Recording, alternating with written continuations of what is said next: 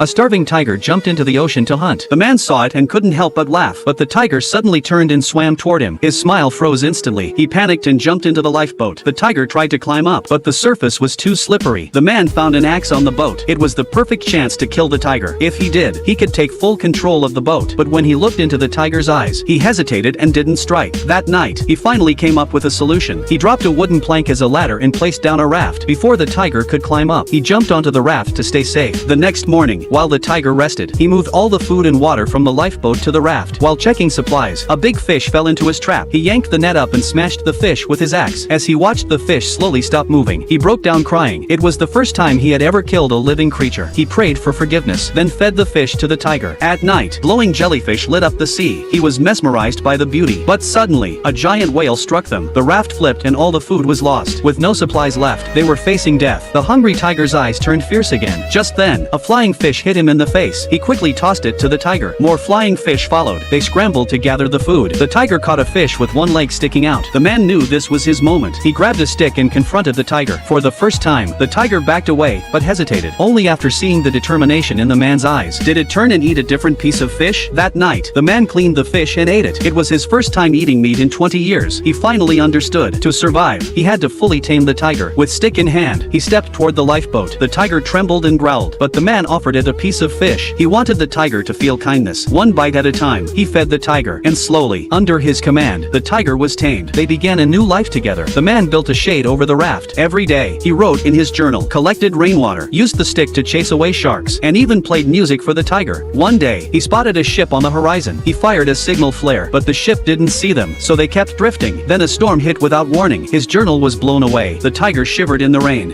I've lost everything! What more do you want?